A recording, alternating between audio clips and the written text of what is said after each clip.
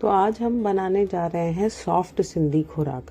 खुराक हार्ड भी बनती है थोड़ी, जिसको च्यू करने में मज़ा आए, पर कुछ लोग सॉफ्ट खुराक भी पसंद करते हैं। तो हमारे घर में सॉफ्ट खुराक पसंद की जाती है। उसके लिए आटे में दूध का मोंड डाल के आटे को अच्छे से मसला जाता है। क्वांटिटी मैं आपको बता दूंगी डिस्क्रिप्शन बॉक्स में।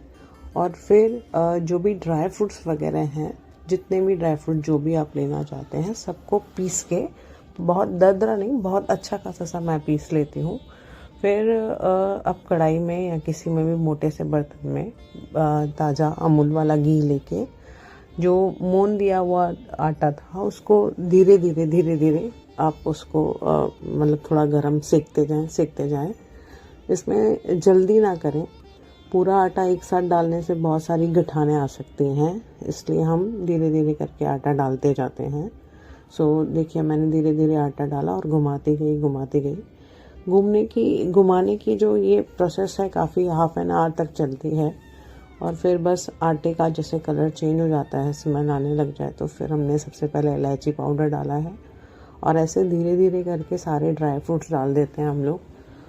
गोंद को, और जो आगे सबसे पहले मैंने गोंद तल के रखी हुई थी आटे के साथ, वो गोंद को पीस कर, और जो काली द्राक्ष होती है उसको सबसे लास्ट में डालेंगे।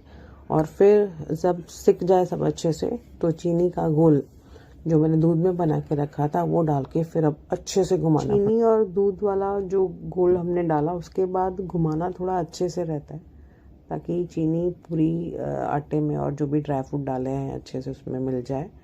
फिर आटा अपने आप को अच्छे से पकड़ लेता है, और फिर हम धीरे धीरे करके ग्रीस लगे हुए बर्तनों में निकालते हैं। और जो भी ड्राई फ्रूट ऊपर से लगाना हो, खसखस लगानी हो या वॉटेवर, जो भी, कभी नारियल का जो बूरा आता है वो भी लगा देते हैं।